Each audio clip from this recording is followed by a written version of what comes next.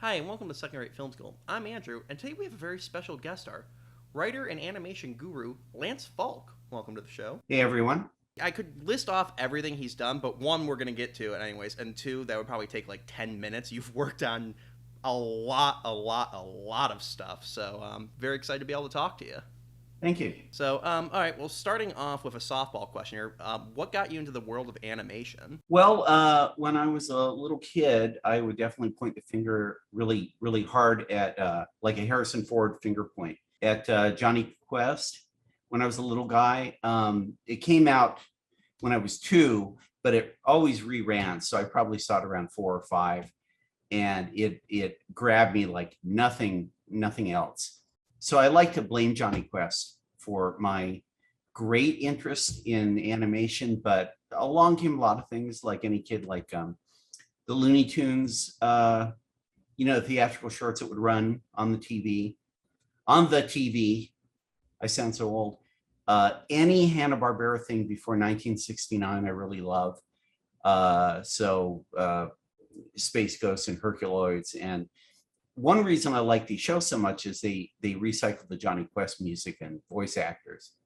So that helped me love them. Those are my early cartoon loves. So you started working with Hanna-Barbera, as your background would imply, in 1984. At this point, they had already had seven mega hits across the several decades. You know, you had Tom and Jerry earlier on, but then in television you had, Flintstones, Jetsons, Scooby-Doo, and of course, Jonny Quest. Your time with them ended kind of coinciding with them being fully acquired and absorbed into Warner Brothers. So Right. what was the atmosphere in those years you were there, kind of being from when Bill and Joe were still on top there to being under the thumb of Warner Brothers, so to speak?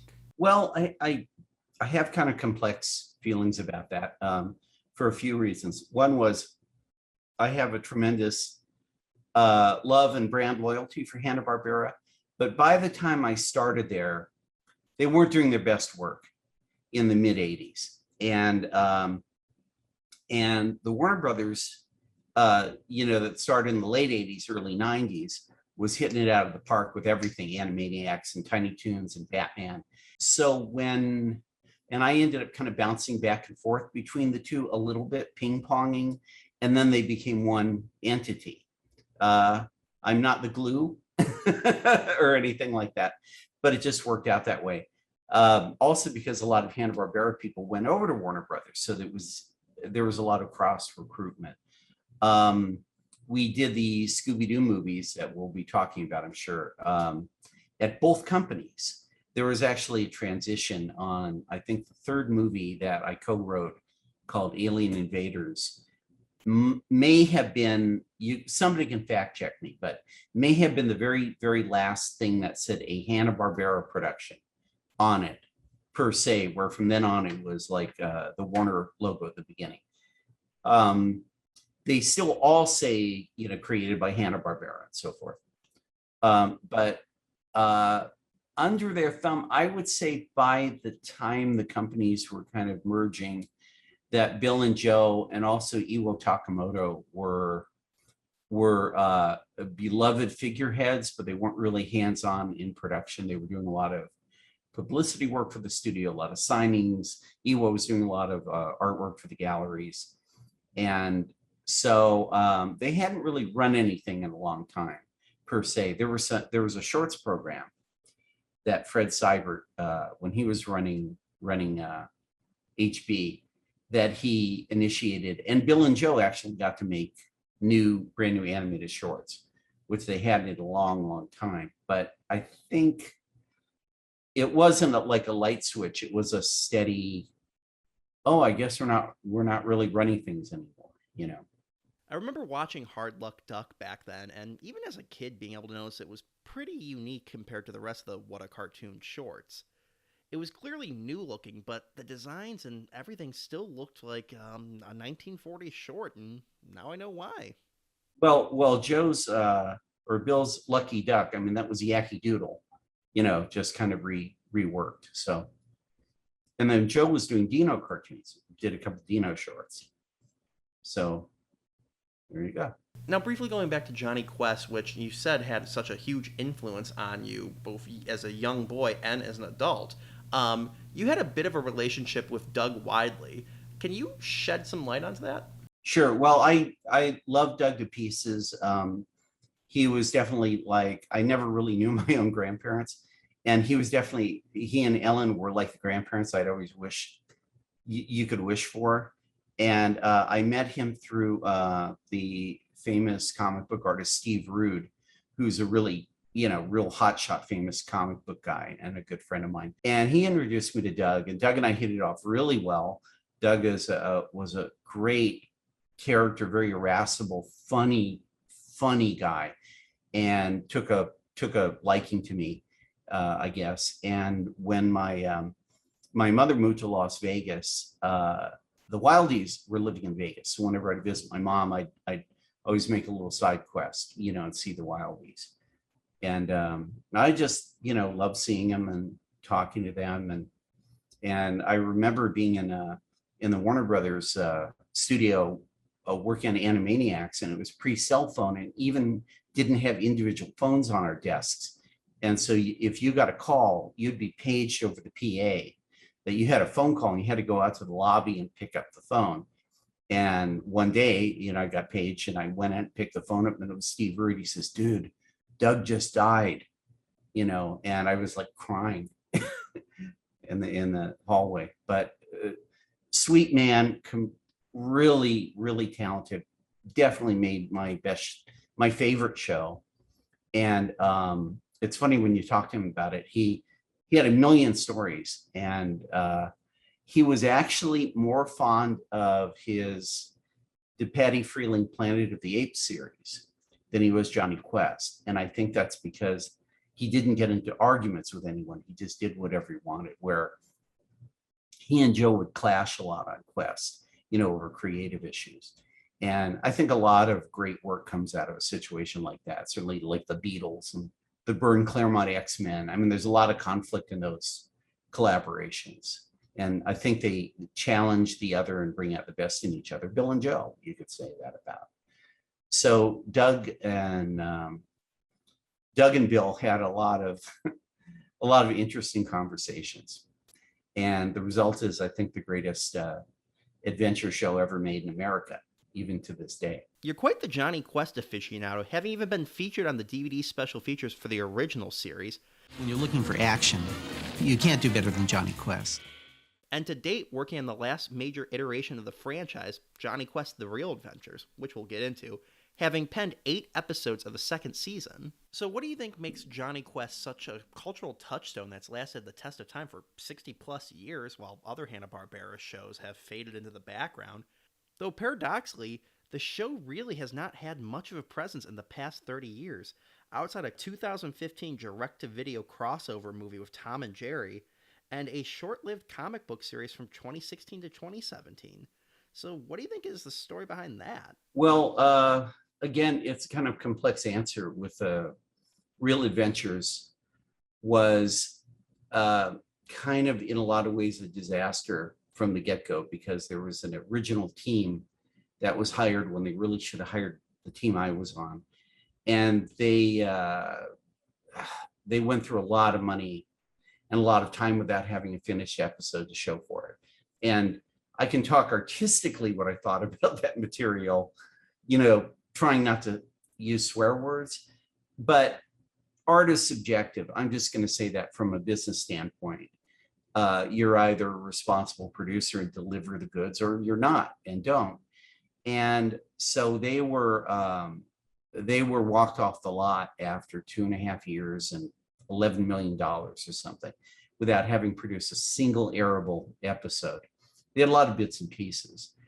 And so our team said, "Oh, why don't you guys do it?" And we were sort of like, we begged you to let us do it. And now we're all scattered to the four winds at different studios. And also, you're going to be looking at us through a microscope, because you let them get away with murder. You're not going to make that mistake again. And that's hard to work, like, with a lot of supervision. And even though we're responsible producers, or a responsible team, they that wouldn't fly. So there was a little back and forth, and Davis Doy said, okay, here are the circumstances I would come back and do it. We would have to, I wanted a few people on that have to be on my team, of which I was one. And I was working at Warner Brothers by then. They have to be paid a certain amount of money because they're going to be really rushed. And, we'd have contracts. We did not like any of the previous team's material at all. We wanted to change the model sheets, the voice actors, music, pretty much everything. And they're like, no, you can't do that. They air back to back. And that'll confuse people if they kind of change in appearance and stuff. He said, well, we're not interested in doing their version. We don't like it, And so they went away and they asked around, and it turns out nobody wanted to touch that job. And so they came back to us and we kind of renegotiated, and we're able to do it. And one of the negotiation points that I raised was Doug's name had been removed from the back end of the show. So it used to say created, based on characters created by Doug Wildey. And that credit had been stripped. It was stripped off the 1984 version of the show, which is actually the very first thing I worked on in the business. And so I said, Doug gets his credit back, as one of the negotiating tools.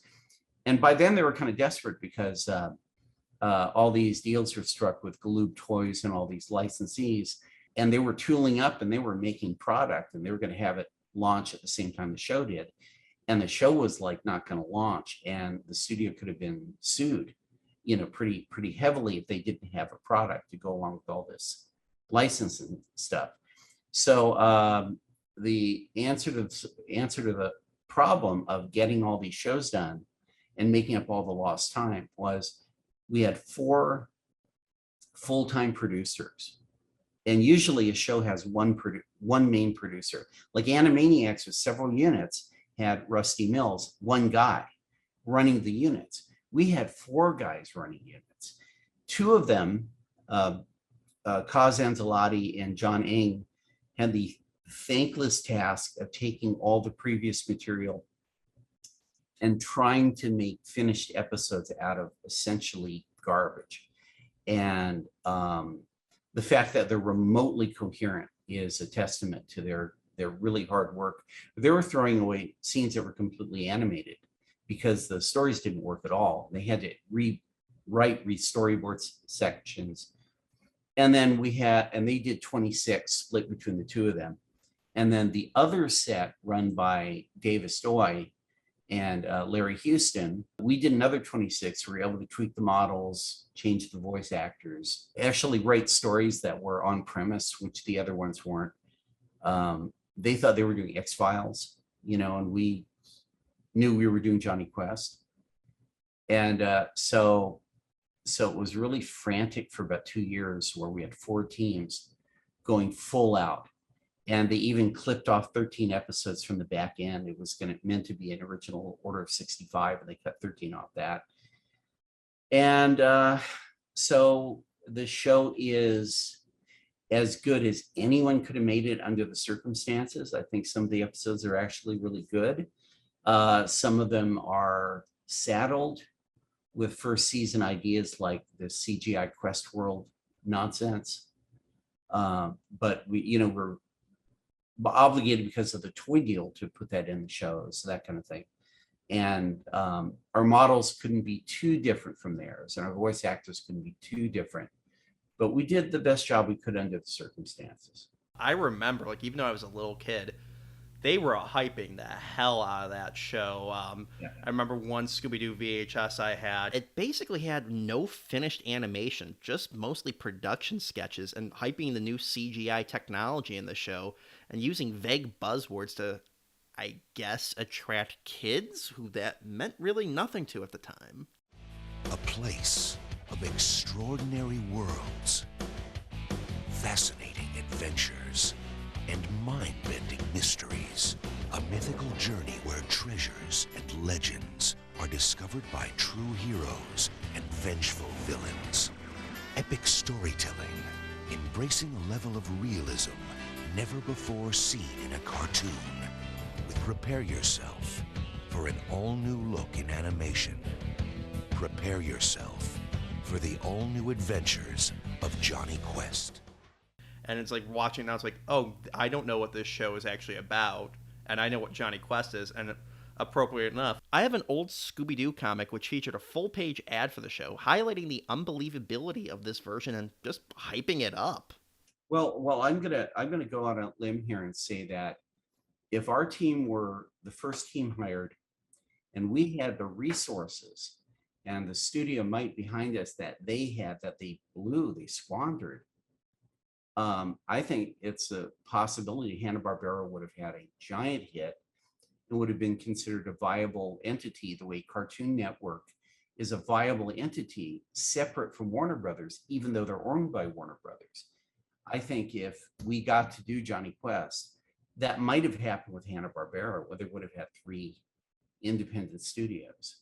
But because Jonny Quest was a great expense and it didn't do well, one reason is they aired the bad ones first, even though we told them not to.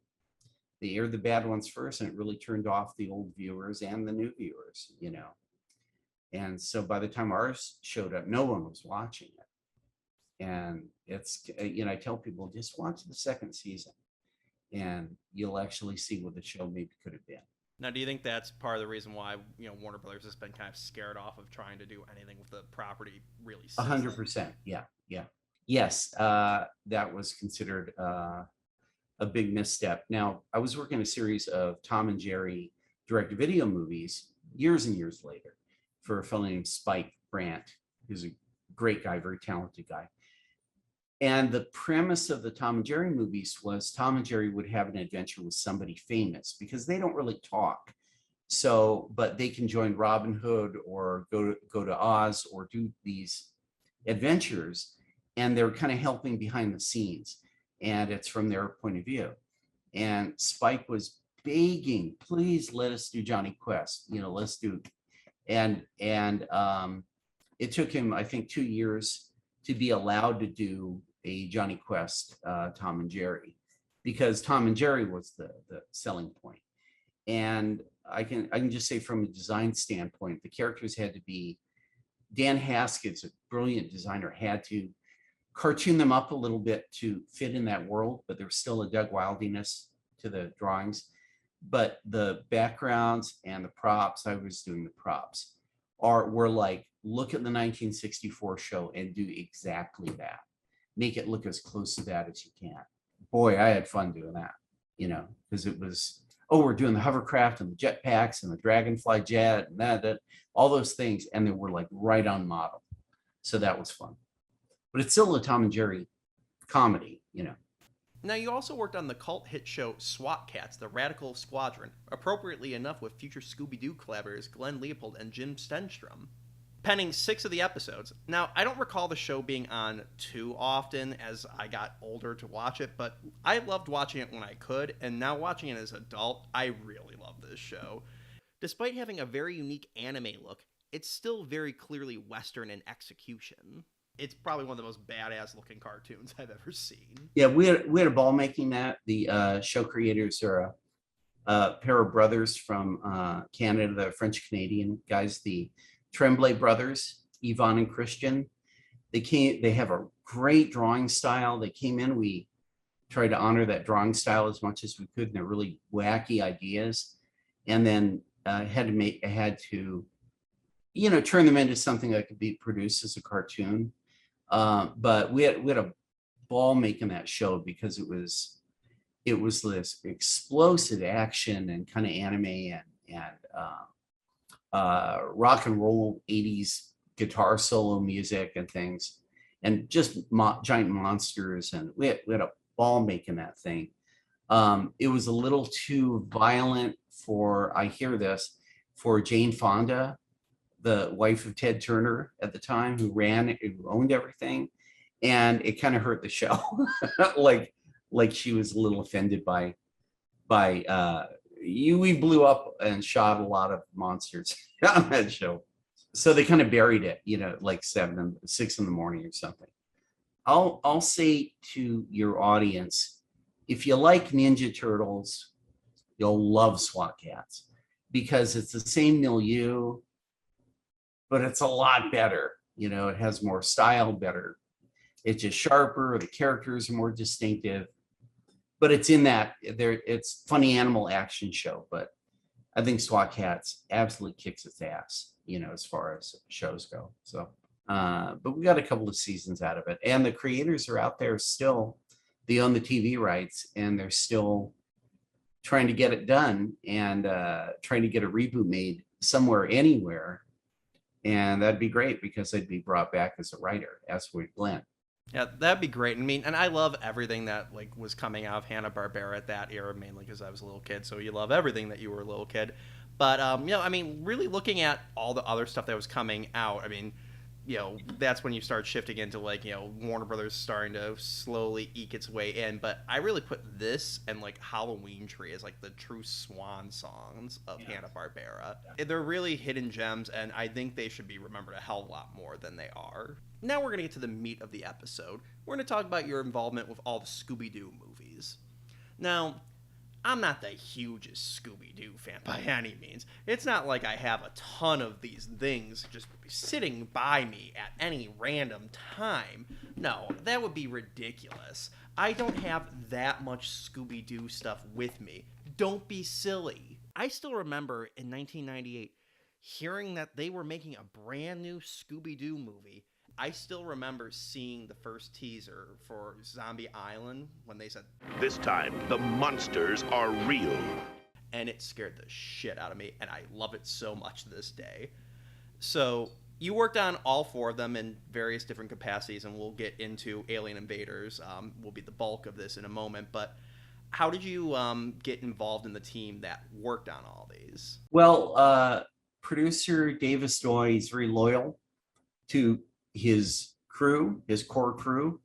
And if they do a good job for him, he keeps hiring them. And luckily, I'm part of that nucleus with Jim Stenstrom and Glenn Leopold and other people.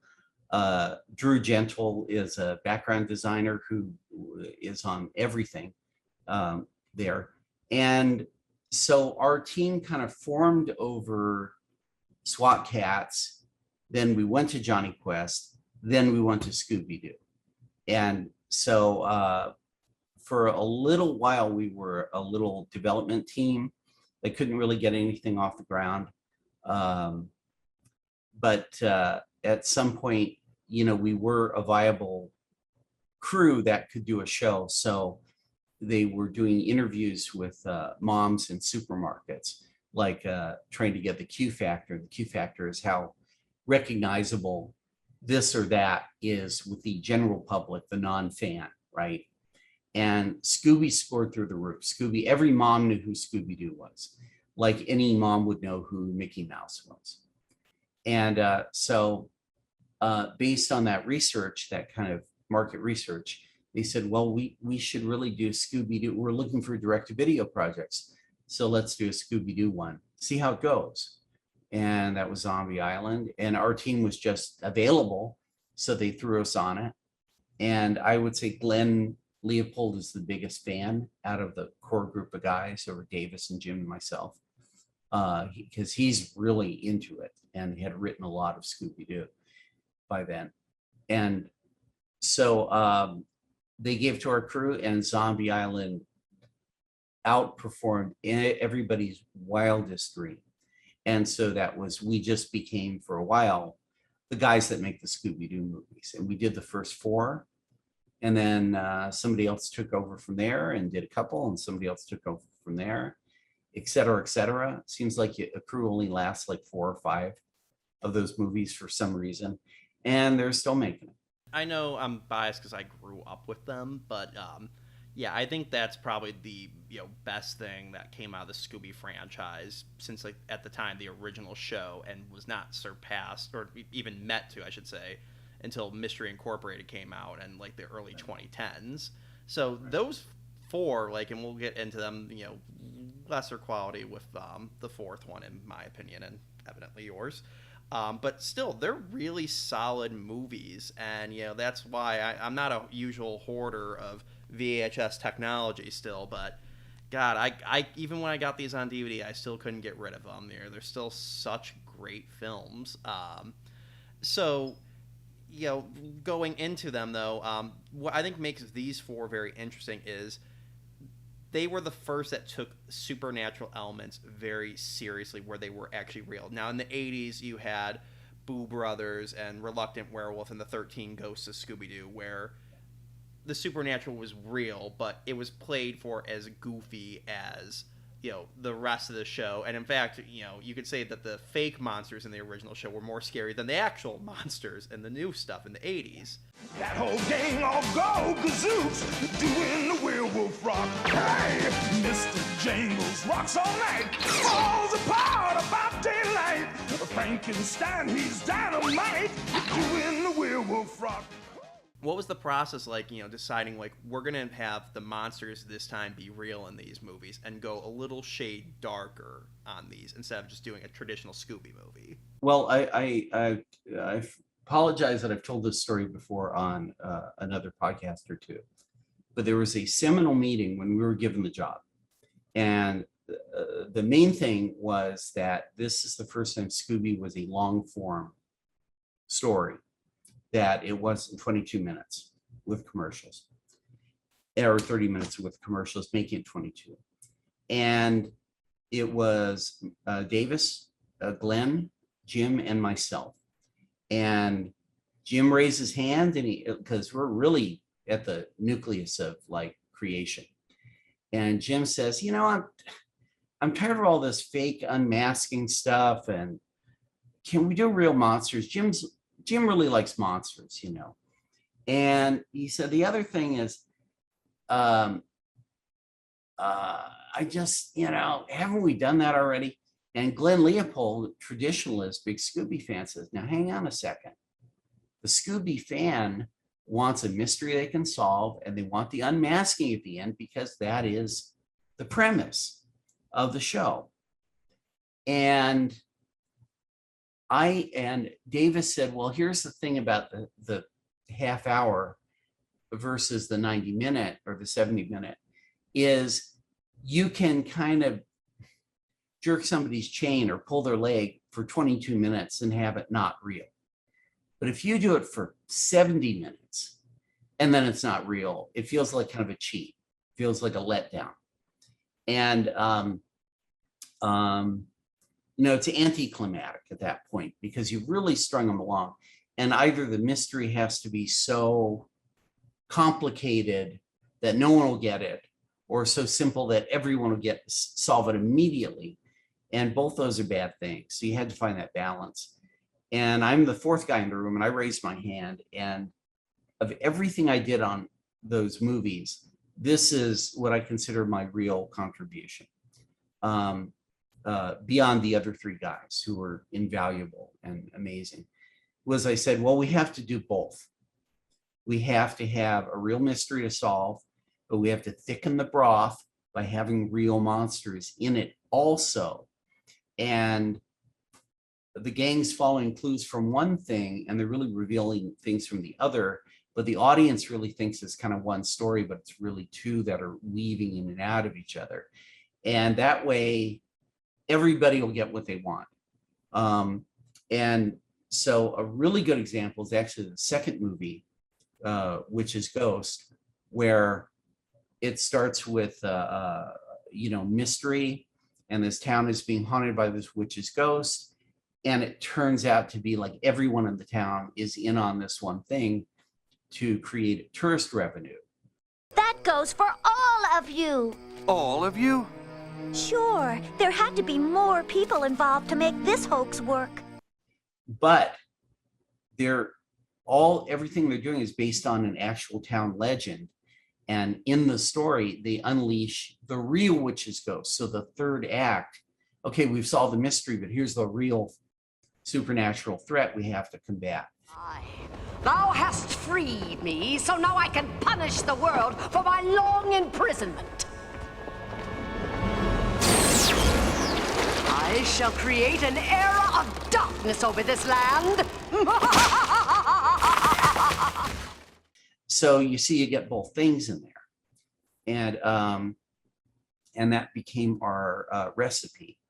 If you look at Zombie Island, there were some unmaskings, but there was making fun of unmaskings, like Fred's trying to pull the mask off a zombie, but it's a real zombie. And he pops his head off. Maybe it's real.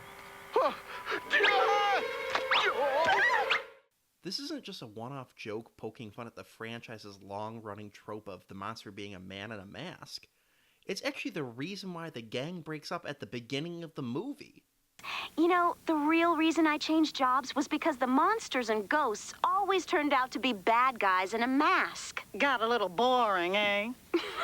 No kidding. In fact, that's why the gang went their separate ways. And additionally, it's brought back again when we see a montage of the gang going back solving mysteries, and again, it just being people in masks over and over again. Though we do get a really kick-ass song pointing this out as well. Another ghoul attacks, he's breathing down our backs, so we're making tracks for the exit. Oh, the ghost is here, he's a crook in a suit. The ghost is here, he's protecting some loot. The ghost is here, I'll give him the boot. He's fake. And so that's a good way of cross-pollinating the two stories. They're great, and actually, to your point with Witch's Ghost, I remember I actually, at that point, was renting these before they were premiering on Cartoon Network. I thought that was really cool. I'm like, wait, I get to see it before it comes out. And I remember seeing the box art, and Sarah's ghost is on it, and she looks nothing like the ghost that is featured, throughout the initial, mystery of the townsfolk. Right. And I'm like, why doesn't she look anything like that? And I was very confused. I'm like, oh, I guess the movie's over now. And then it's like, no, it kept going. And that blew my, little 7-year-old mind. I'm like, oh my God, what is going on? And they were all great. And it's like, rewatching them as an adult, even though I know where they're going, it actually is very compelling mysteries, even if that's not where technically the story is ending, right. Obviously, oh no, there's actually real zombies and cat people, and there is actually a evil witch that the town doesn't think is actually real, aliens, viruses, etc. They're all great, and even as a kid, I could tell there was a definite dip in quality / tone when it went on to after the first 4 movies. At the time, I initially chalked it up to, oh, I guess I'm getting old for cartoons now. Little do I know, I'm going to become a man-child at some point, still watch cartoons nearing 30. So you guys, you really had the Midas touch on them. And I guess that was as good as time as any to go into Alien Invaders, which you helped co-write. And I wasn't sure if it was going to mention this or not, but I still have my children's book of Alien Invaders. And right on the cover, it mentions you and Glenn on it, that you guys did the story on it. So I'm like, oh, holy crap. I've had that for, nice. 20 plus years now. And your name was right there on the cover the entire time. So, that's great. Alien Invaders, as a little kid, I think I go back and forth in my memory whether I liked Cyber Chase a little more than it, or it more than a little Cyber Chase. But as an adult now, I think it might be my favorite out of the 4 movies.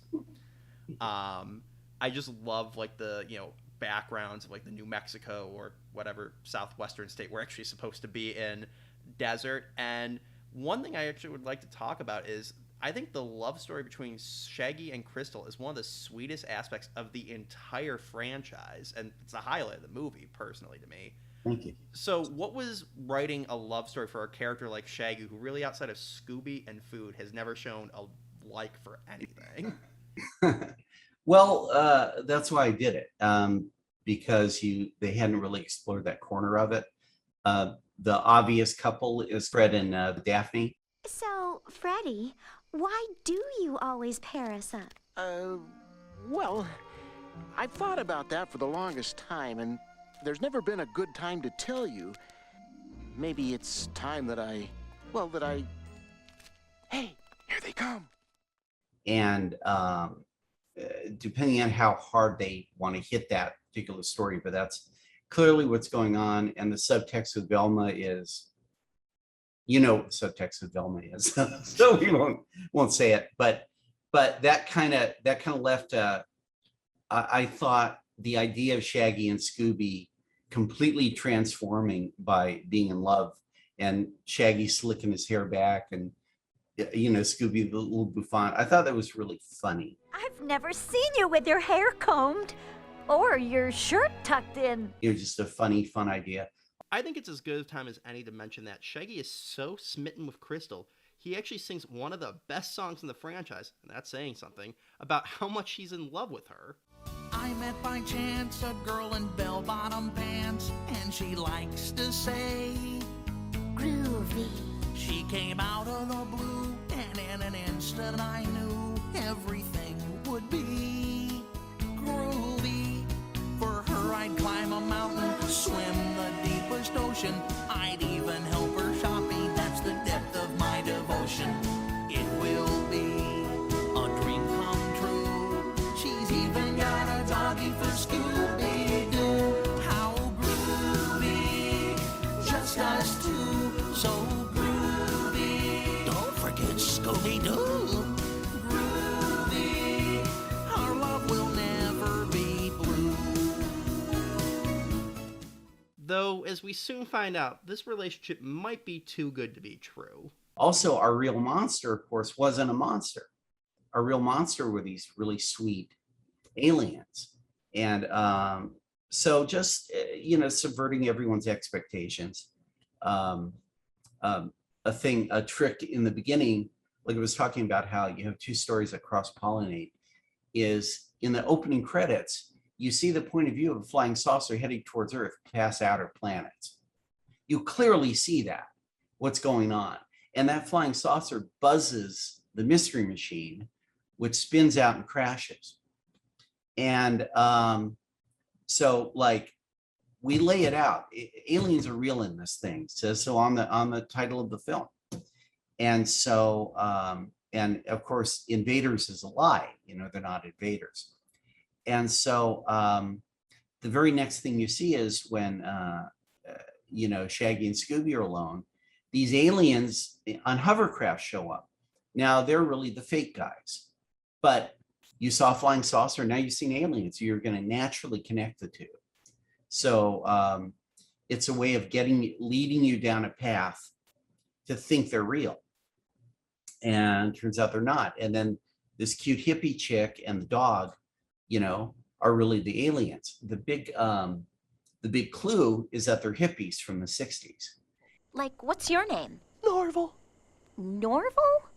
But like, everybody calls me Shaggy. And that's Scooby-Doo. Whoa, groovy names. Groovy? Crystal, you're talking my lingo. And that means the transmissions from Earth were like 30, 40 years old by the time they hit them. So they think women dress like Cher, We first honed in on your television signals sent years ago. Sure, that's why you're disguised the way you are. The television broadcasts you picked up were sent back in the 60s. We thought all Earthlings dressed this way. Hey, why mess with a classic look? And her persona is kind of like Cher, at the height of her hippiness. And so, we like mixing it up. Now, the other things you mentioned, the movies past us, I can't really comment too much on that because I haven't seen them. And I know some good people worked on those things. There was a producer named Joe Sitka that worked on them down the road, and I worked on the samurai sword one for him, and I thought that was pretty good. I've seen it. And then later on, the Spike and Tony, who did the Tony ended up doing the Scoob movie, and Spike was the guy who did the Tom and Jerry's with. Did some later ones, like one with Kiss and with the wrestlers and things, and I thought those were really good. That I didn't work. I work on Samurai Sword, but I didn't work on those. So there might have been a dip in there somewhere, but I still think they're pretty pretty high quality product.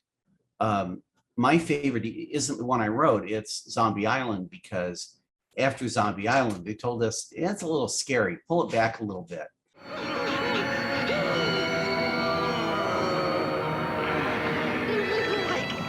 What's going on? Well, I don't know. Make it a little sillier. And we did. But Zombie Island's really pure. Zombie Island is a movie where nobody told us what to do and how to do it. And so and Glenn friggin' loves monsters and Jim loves monsters. So between the two of them, they really went nuts on that one. Yeah, now Zombie Island, I remember, that's the one I did not hold it with my VHS stack because it scared me a little too much. That note might have been kind of appropriate. I did have it taped off of TV, so check out commercial compilation here from it. But yeah, no, I think that and Witch's Ghost are, I think, those are the ones I tend to put on Halloween time because they give me the Halloween feel a little bit more. But yeah, no, I mean, I just loved like all four of them, and we haven't gotten to Cyber Chase, which we'll get in a moment. But yeah, no, you guys did like just a really great job. And going briefly back to like how you talked about, like the clue of Amber and Crystal being aliens is they're dressed like it's the 60s. That's actually very clever because in like the mind of a kid in my age range who was age appropriate to watch that, I was always a little like confused like why they were saying groovy and things because to me, I didn't really as like a 6-year-old or however old comprehend as much that, oh, these are shows that are old. They just were brand new to me, and just like sometimes the animation's a little weirder and older looking and whatnot. So at first, yeah, it didn't like really, seem out of place that, she's the, dressed in the 60s as well. But what I think is very clever with those movies is you modernized Fred, Daphne, and Velma, so they aren't saying the 60s and 70s phrases as much. So they are as out of place as Shaggy and Scooby are, but that's why you feel like they would be attracted to each other. And I guess he's just kind of a hipster. She's like the perfect girl. Well, a little autobiographical confession is I'm 61 years old and I grew up in San Francisco, meaning when I was a little kid, I saw Haight-Ashbury in the 60s. I saw The Summer of Love. I mean, I was 6 years old, but I remember being brought down to Haight-Ashbury, seeing the explosion of that hippie counterculture. And so that's kind of in there a little bit. That's a thing in my past. I mean, my mom was kind of a hippie, my dad was kind of a beatnik anyway. And the other thing is you'll see a thread through Jonny Quest and SWAT Kats and this movie that I really, really like the American Southwest because each of those shows dipped into that kind of territory. Because my mother, before she lived in Las Vegas, she lived in Santa Fe, New Mexico. And I would make that drive in my little convertible several times a year past the Grand Canyon and Monument Valley and all these beautiful natural things in the Southwest. And Carlsbad Caverns is one of the most jaw-droppingly amazing things I've ever seen. So I always kind of end up with some sort of big cave sequence thinking about Carlsbad Caverns. And Drew Gentle, because I did that in SWAT Kats and I did that in Jonny Quest. And Drew Gentle, who designs all our backgrounds, says, Lance, you like these cave shows. That's like twice as much work because you draw things this high and then it's just sky. And with caves, you'd have to fill the whole piece of paper, And I was like, but do you like the story? Yeah, I like the story. I'm now thinking back. It's like, yeah, there were a lot of caves. The whole climax of Zombie Island is in a cave. Yeah. Now, finishing up with Alien Invaders, with their romance, and that, I think one of the most beautiful things is how it ends on like a very bittersweet note of like Scooby and Shaggy looking off into the sky and all that. I hope the guys aren't taking it too hard. Yeah. When I said there's someone out there for everyone, I didn't know it meant out there. A few years ago, Warner Brothers did a sequel of sorts to Zombie Island, which, you know, needlessly answered some of the unnecessary questions that didn't need to be answered and all that with that. Do you think, given the love of this one, that there might be a sequel one day where they try and resolve that? My association with Warner Brothers is 7-8 years in the past was the last time I worked for them. There's no falling out. I just ended up going from job to job that wasn't there. And so when they did, I knew they did a sequel to Zombie Island, but I wasn't really paying attention to it because we didn't do it. And, you know, they had their Scooby team in place and somebody wanted to see that. If they do mine, great. If they do Alien Invaders again, you know, that's fine. So 1 year later, in 2001, we get the last of the big four movies that you and your team worked on, Scooby-Doo and the Cyber Chase, which we've hinted at earlier, but not being as favorable in memories with that one. Would you care to talk about that? Well, okay, I'll tell you the good news first. The good news is it looks amazing. The animation in it, the design work, it is clearly that Mook Studios had really figured out how to draw those characters after 3 other movies, and it looks beautiful. And there was a lot of stuff in that to design. Now, the negative aspect, I have to say, is the script was unmakeable as we received it. It didn't really have a mystery in it. It didn't make any sense. It had very confusing visual elements like, well, we're going to have the gang as they were originally designed meet the gang as they're designed now. Zoinks! You're me! And like, you're me! Oh! You're the characters in Eric's video game. And you're from the real world. Jeez! But the differences are incredibly subtle, and Shaggy and Scooby look the same. And I said, well, that's going to be a nightmare to just keep track of on the board, and they have the same voice, and, you know, and story didn't have any mystery, and the story didn't have any real logic or pacing or structure to it. And it was forced on us. And our argument was, one, we'd earned that spot by doing a great job writing the first 3. And then also just, this thing was a bloody mess. And what do we do with it? And every minute of working on that was damage control. It came out looking like $1 million, but the story just doesn't stand up to any kind of scrutiny. And we were really mad to be put on something subpar when we'd earned the right to write them. And the script they threw out that Jim and Davis did was an incredibly great idea. That was kind of structured on it.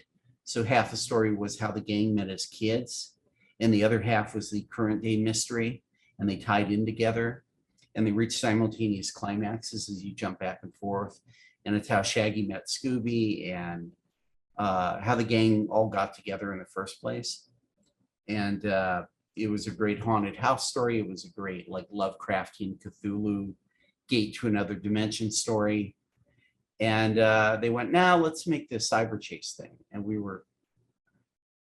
it led to fights, and that's why we didn't continue, because if they were going to keep sticking us with these ridiculous scripts, then what was the point? You know, we can do a great job on garbage, you know. So that's what I have to say about Cyber Chase. Boy, it looks good. Watch it with the sound off. Yeah, no, it looks great. And of the 4 ones, it's the only one that was ever released a Blu-ray, oddly enough. So it looks really good then if you get the Blu-ray. It's a beautiful looking film. Now, obviously, your team's involvement ended after Cyber Chase, but given how close these movies were coming out to each other, did you guys work at all on Legend of the Vampire, or was it an immediate pivot to the new team? I did a pass on that on the 5th movie. Like, when we got the script, it was just untenable. And so I did a pass of it, and I kind of really leaned into the Fred Fred Daphne relationship quite a bit, where they have a big fight at the beginning. This is the thing they didn't make. They had a big fight at the beginning, and they have harsh words, and they split, and then Daphne's turned into a vampire, and then Fred has to save her from the vampire guy. And I saw him as like a rock and roll guy, but he was kind of like Jim Morrison, you know, this shirtless kind of hippie, really handsome guy, and she's enthralled to him. And of course, Fred is like, oh man, the last thing I said to her was something really mean. And ultimately, to beat them, Shaggy and Scooby have to drink a potion and turn into monsters themselves, because that's the way they can fight a real monster. And they didn't do that one. God, and that hearing you describe what that movie was going to be initially, that's the most depressing thing I've ever heard, that we didn't get that movie. So come on, Warner Brothers, do it, you cowards. Well, listen, Davis is happily retired. Jim is happily retired. I'm like 2-3 years from that myself. Glenn is still, I think, out there plugging. I'm not sure what he's working on, but you know, the band isn't there to get back together by now, and they're doing their thing and they're successful enough with it. There's no kind of loyalty, you know, from, well, way back when, you know, 20-30 years ago, those guys made some really good ones. We had to call them. That's not going to happen. Well, that's obvious with the Return to Zombie Island that none of you guys were involved. We would have got that phone call if they did. Like they did a reboot of Animaniacs, and initially no one who worked on the original Animaniacs was allowed to work on it. I'm not sure why, and I think that changed for the second new season. But I never watched it because even though I had a job and I was very happy at that job, and I was not available, the idea that I was blackballed from a show I was successful on at a studio I was successful at, that was a bitter pill. You know, that made me pretty angry. And I don't know if those circumstances are still there, but that, like, boy, you know, that didn't make me very happy to hear that. So, and if you look at the credits of the new Animaniacs, there's no overlap. None of the writers, designers, storyboard people, anybody, just the voice actors. Yeah, and it's just such a bizarre logic to have. Like, wow, this was a huge hit 30 years ago. Bring nobody back. I can't explain it. Somebody had their reasons, but and listen, Warner Brothers has been very good to me. I've worked there a lot. I had a great run where I worked on a direct-to-video Flintstone movie that was the most fun I've had in a million years. Worked on a Looney Tunes movie. I worked on some Looney Tunes theatrical shorts. Worked on one version of Scooby-Doo called Be Cool, Scooby-Doo. And there was overlap. I went from, and there were some Tom and Jerry movies thrown in there. And they kept me rolling on fun projects that came out really good for years and years.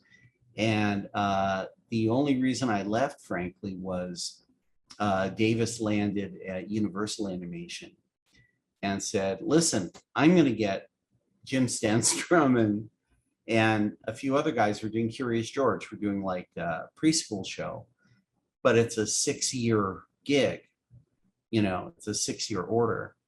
And in animation, you're really lucky if you're working more than a year on any one thing. And I was happily hopscotching, but the idea of 6 years working for my favorite boss ever, I couldn't pass that up.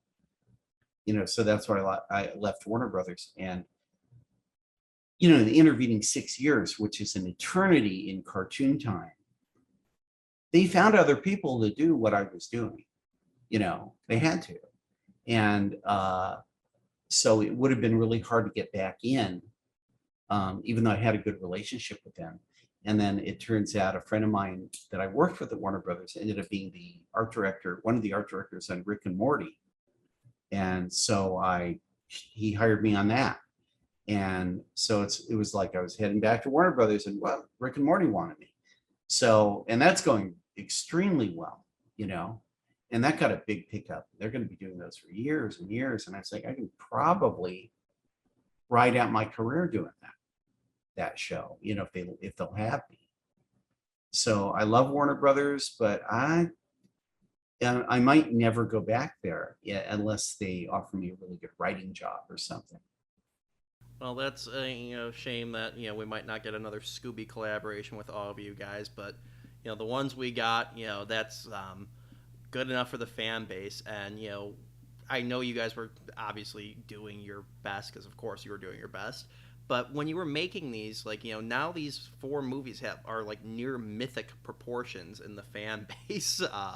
Did you guys have any idea like how popular these were, or you found out later? No, we were pleasantly surprised at how well Zombie Island sold, and then turns out Witch's Ghost sold, and then it turns out Alien Invader sold. Turns out Cyber Chase sold, and that doesn't have a story, So,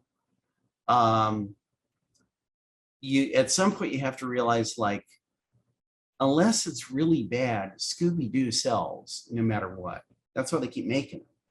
It's sort of like, Warner Brothers has hundreds of former Hanna-Barbera properties that are like, we're doing Scooby-Doo because they know they can sell it. And they have all of DC Comics and like, we're doing Batman. We're doing Batman. Oh, we're announcing a new project. And I'm like, let me guess who's going to be in that. Oh yeah, it's Batman, We're going to do this weird Aztec thing, but it's Batman. Yeah, I know. And I mean, it's one way of doing business. The other way of doing business is being like Marvel, where they take an obscure character like Ant-Man and they make a star out of it by doing a great job with them, or Guardians of the Galaxy, or some of these more obscure characters. And the Warner Brothers strategy is more like, who's the top guy on the chart that's made us the most money, most recognizable to the public? We're obviously going to do that. And in their defense, when they were doing these kind of Bruce Timm run direct videos, the Batman ones would sell at a certain level. They put out a Wonder Woman one, just as well made by the same people. And they did a Green Lantern one, just as good by the same people. Didn't sell as well as Batman. So they went back to Batman. And I understand that.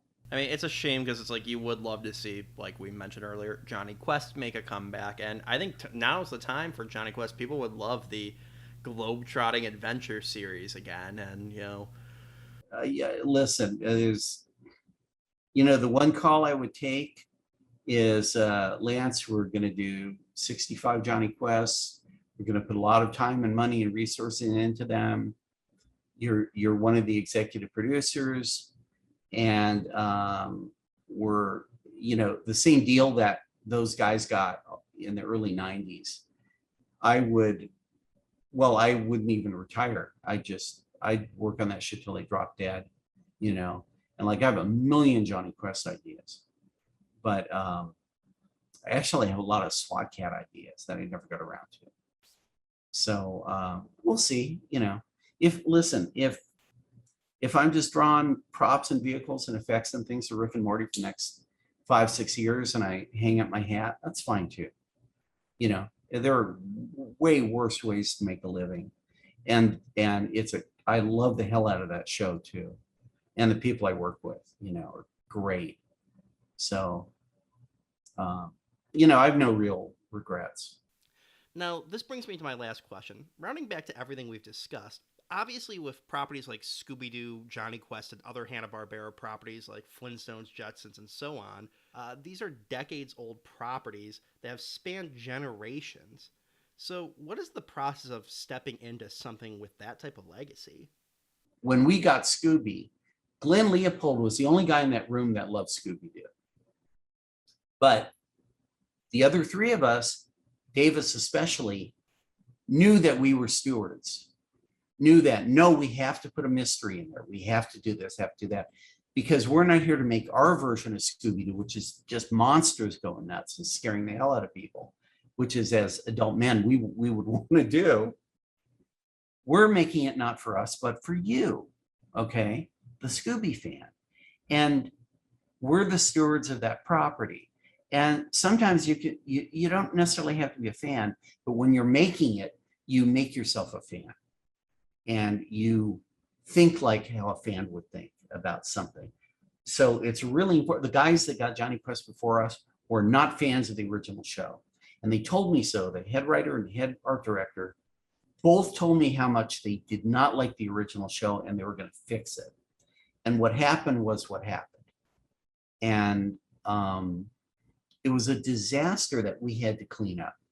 It was a disaster. And stewardship is everything. Like if you get those, I don't care who it is, a Looney Tune character, any James Bond, anybody you can think of that has a legacy, you have to make it contemporary and relatable and have some elements in it that, so it's not old and stodgy, but you have to do something that won't alienate the people that brought you to the party. You know, you dance with the girl that brung you, right? So if you were going to do a new thing about the Shadow, you better not make it a hip hop version, you know, and you better like honor the legacy of the Shadow. You can do modern cool stuff with it, but you have to, it has to be recognizable, or don't do it, or go home. All right. Well, and I think that's a good note to end on. Again, I just want to thank you for coming on. You literally did my childhood, and now with Rick and Morty, you're doing my like adult binge watching of, you know, very nihilistic characters doing a lot of fun shit. Yeah. You know, I'm coming in with you. I'm going out with your career as well. So, you know, well, I think that about sums it up. Really, I think the only other thing we should mention is this isn't the first time we met. We've actually had a pretty interesting introduction to each other. You want to tell that? We were a little convention called San Diego Comic Fest. It's a great convention because it's real tiny, but they have giant guests. They have guests like that are really top end A-listers, and yet you have complete access to them because they're just hanging out. And hey, there's Bill Stout, you know, grabbing a bite to eat in the cafeteria. I'll sit down and chat him up, you know. And I made friends of these things that are really top pros. So I love going to that convention. Where San Diego is impossible. Comic-Con's impossible now for me. It's too crowded. But I was walking by the table of two classic Hanna-Barbera guys, Willie Ito and Tony Benedict, who worked on the original Jetsons and the original Flintstones and things. And they're sweet guys. And I looked at my program and said, oh, they're doing this big Doug Wildey panel with Mark Evanier. And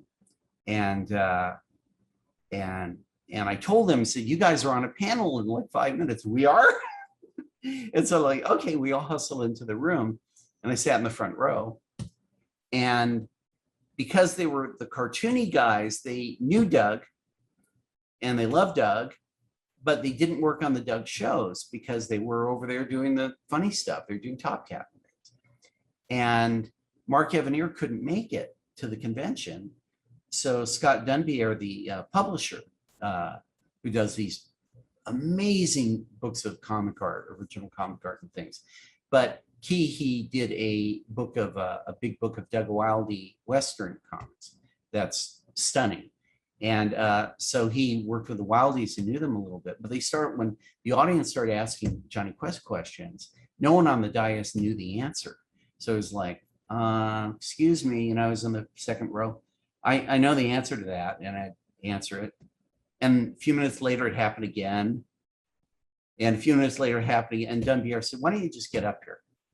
And I kind of just took over, you know, and I tried to throw stuff at the other two guys or other three guys and keep them engaged. But really, the questions that were coming hard and fast were things that I knew specifically that they probably didn't, you know, where they know everything about other things, you know, but on that subject, yeah, I kind of took over.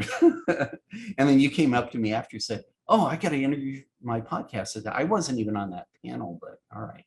Yeah, it was a very happy accident because you introduce yourself, and I'm like, why does that name sound very familiar? Because it was like just children's books, movies, and all that. Like, it just burned in the back of my head.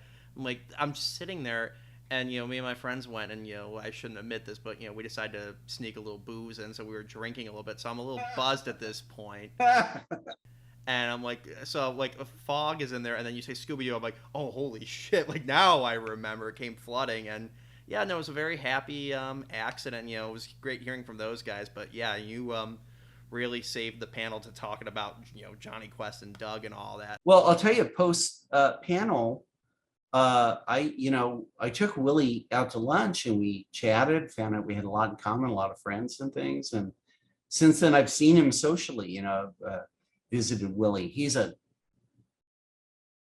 incredible, legendary legacy talent at Disney and Hanna-Barbera, different places, and his career makes mine look like the guy that flipped the water bottles in the studio. You know, he's a legend, and Tony also. You know, so it's just they happen to be playing in a sandbox that was my sandbox. You know, so. Well, it was great talking to you, Lance, like always. So, yeah, we'll have to have you back sometime. Maybe we can do a commentary for Jonny Quest or Scooby-Doo or something. Thank you, Andrew, and it's been a pleasure, and we'll talk soon. Well, have a good night, everybody. Just us two, so groovy, and Shaggy Jr. too. Groovy, and maybe some baby dogs too.